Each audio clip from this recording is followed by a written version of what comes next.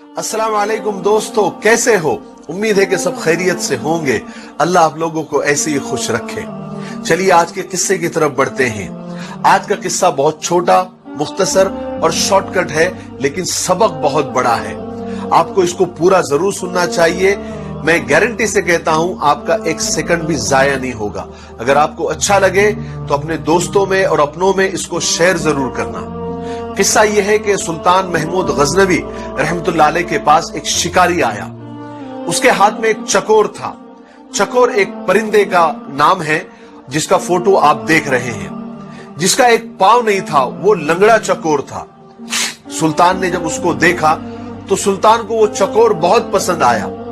तो सुल्तान ने उसकी कीमत पूछी तो शिकारी ने उसकी कीमत बहुत बताई, यानी बहुत महंगी कीमत बताई।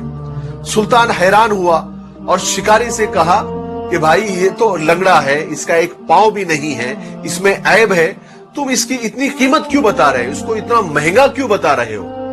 तो शिकारी ने जवाब दिया, सुल्तान ये चकोर में एक खास बात है, वो मैं आपको बताता हूं। देखिए सुल्तान, मैं जब भी शिकार पर जाता हूं तो इस चकोर को साथ में लेकर जाता हूं और इसको जाल से बांध देता हूं। और ये चकोर अजीब अजीब आवाजें निकालता है, कभी रोने की आवाज, कभी हंसने की आवाज, कभी गम की आवाज, कभी दर्द भरे आवाज।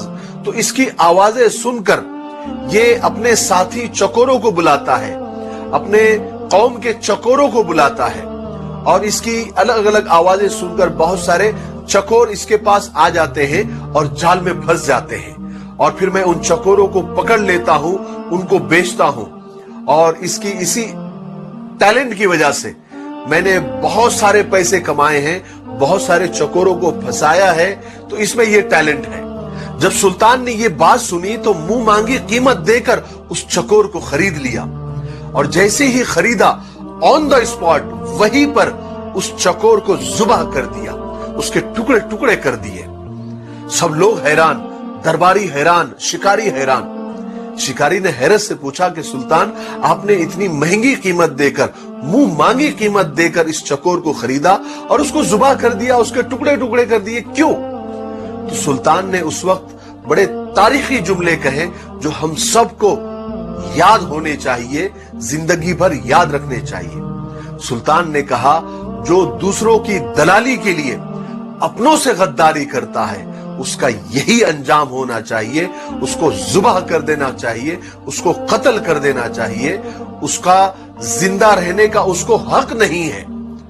उसका जिंदा रहना अपनों के लिए और अपनी कौम के लिए वबाले जान है।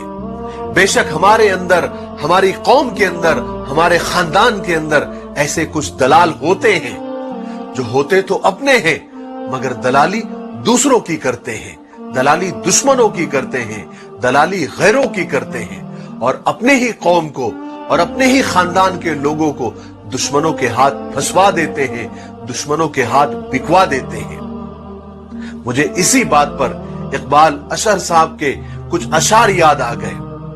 वो फरमाते हैं कि सिमट के रह गए माजी के दास्तानों तक, हुदूद जात से आगे निकलने वाले लोग। सितम तो ये है कि हमारी सफों में शामिल है, चिराग बुझते ही खीमा बदलने वाले लोग। हमारे दौर का फिरौन डूबता ही नहीं, हमारे दौर का फिरौन डूबता ही नहीं, कहां गए पानी पर चलने वाले लोग। अल्लाह हमारी कौम के दलालों से और हमारे खानदान के दलालों से हम सब की हिफाजत फरमाए। मुझे दुआओं में याद रखें।